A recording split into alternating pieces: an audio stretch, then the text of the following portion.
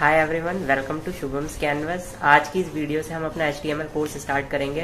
तो ऐसे स्टूडेंट्स जिन्हें वेब डेवलपमेंट के बारे में कुछ भी नहीं पता है या वेबसाइट बनानी नहीं आती है, तो इस वीडियो लेक्चर सीरीज़ के थ्रू वो सीख सकते हैं बहुत अच्छे तरीके से कि हम किसी वेबसाइट को कैसे डेवलप करेंगे या फिर हम कोडिंग या प्रोग्रामिंग की अपनी जर्नी जो है उसको कैसे स्टार्ट करेंगे। तो इस लेक्चर सीरीज़ में मैं हर एक चीज़ कवर करूँगा from basic level to advance level.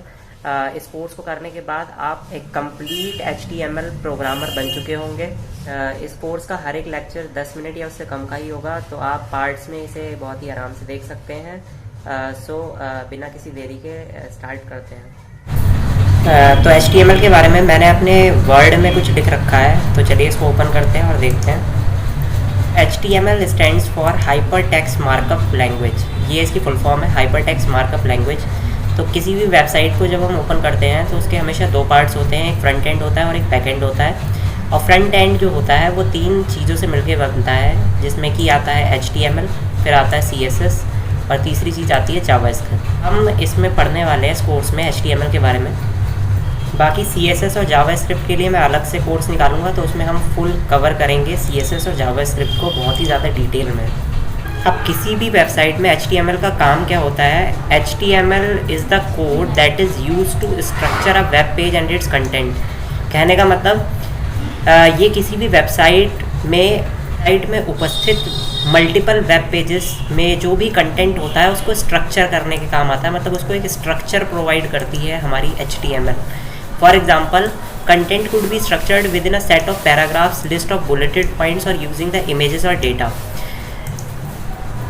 क्योंकि हम कंटेंट को कैसे भी स्ट्रक्चर कर सकते हैं, मान लिया किसी पैराग्राफ की फॉर्म में हम स्ट्रक्चर कर सकते हैं, या फिर हम ऐसे इस तरीके की लिस्ट बना सकते हैं, या फिर हम उसमें इमेजेस और डेटा को कहाँ पर लगाना चाहते हैं, उसके लिए सारा स्ट्रक्चर जो है वो HTML प्रोवाइड करती है। तो इसका एक एग्जांपल हम देख लेते हैं। फॉर एग्जांपल, हम गूगल क्रोम में गूगल का पेज ओपन करते हैं, google.com। तो हमने यहाँ पे google.com ओपन कर लिया है। तो अब जैसे कि आप देख रहे हैं यहाँ पर ये गूगल की इमेज है, तो ये यहाँ पर हमें लगानी है, मतलब ये पेज पूरा, ये जो पेज आपको दिख रहा है वेब पेज, इसके बीच में ये इमेज लगेगी।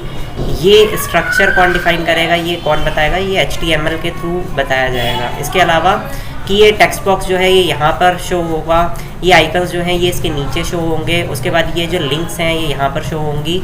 तो ये पूरा जो स्ट्रक्चर है ये इस वेब पेज का HTML कोड के थ्रू ही डिफ़ाइन किया गया है या बनाया गया है।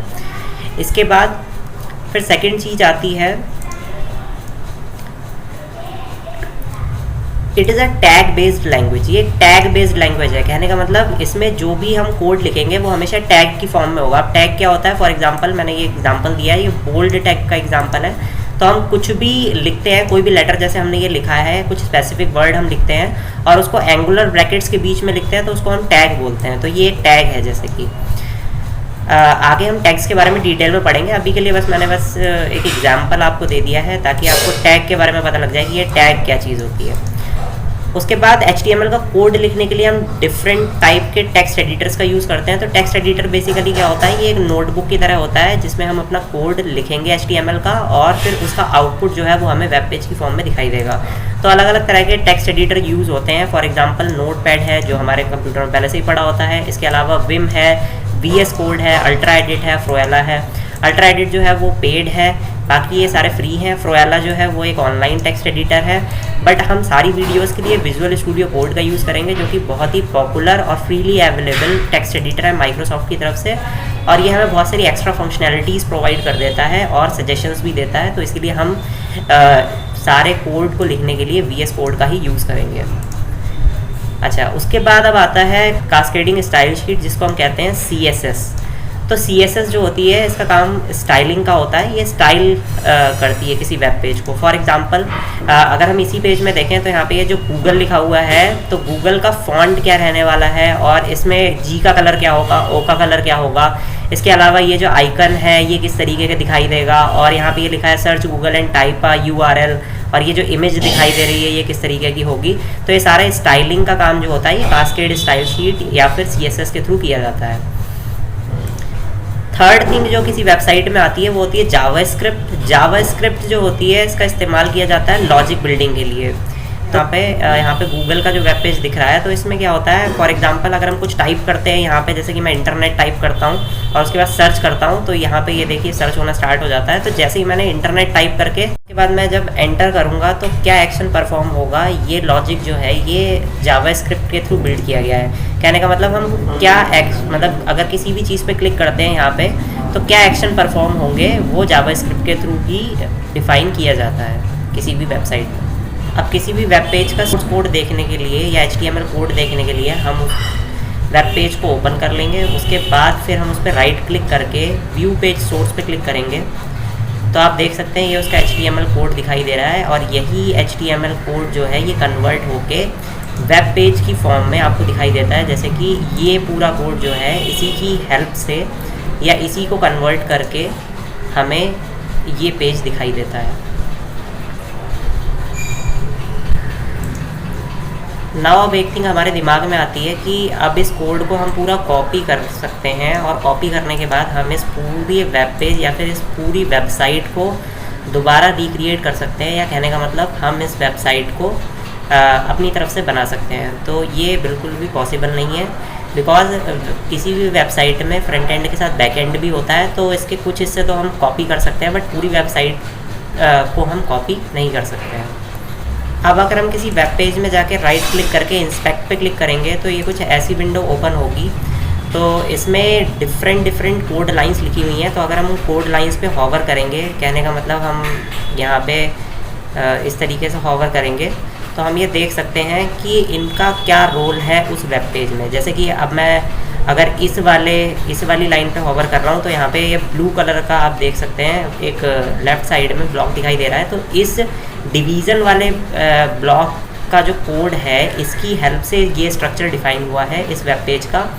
इसके बाद अगर मैं ये फ्लैक्स वाला जो आपको दिख रहा है डिव क्लास, ये फ्लैक्स, तो यहाँ पे आप देख सकते हैं इसकी हेल्प से ये इतना स्ट्रक्चर जो जीमेल इमेजेस वगैरह वाला है ये पूरा डिफाइन हुआ है।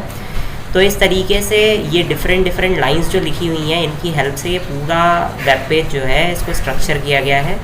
तो आप इस तरीके से इंस्पेक्ट भी कर सकते हैं किसी वेब पेज को।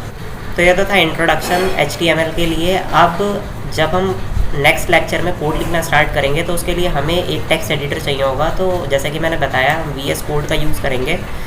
तो उसके लिए मैंने अपने चैनल पे अलग से वीडियो भी डाल रखी है कि आप VS कोड को कैसे डाउनलोड और इंस्टॉल कर सकते हैं अपने विंडोज़ सिस्टम में या किसी भी और सिस्टम में। तो एक बार मैं और रिव्यू कर देता हूँ उसको। आप अपना ब्राउज़र ओपन कर लें, उसके बाद सर्च बॉक्स में टाइप कर दें VS कोड। तो जो पहला लिंक आएगा visual studio code editing redefined, आप इस पर क्लिक करें। क्लिक करने के बाद आप इसकी वेबसाइट पे पहुंच जाएंगे। उसके बाद यहाँ पे आपको एक डाउनलोड का बटन दिखाई देगा, आप उस पर क्लिक कर दें। उसके बाद विजुअल स्टूडियो कोड को आप अपने सिस्टम के हिसाब से जो भी वर्जन आप चाहते हैं वो आप चुन सकते हैं और डाउनलोड कर सकते हैं। फॉर एग्जांपल मेरा सिस्टम जो है वो विंडोज़ है, तो मैं विंडोज़ ऑप्शन पे क्लिक करूँगा। अगर आप लिनक्स पे हैं या फिर मैक OS चला रहे हैं तो आप उन पे डाउनलोड कर सकते हैं। ओके, इस वीडियो के लिए इतना ही। If you like the video then please hit that like button and also subscribe the channel and share this video. मिलते हैं HTML के नेक्स्ट लेक्चर में। तब तक के लिए happy learning, keep watching and subscribing.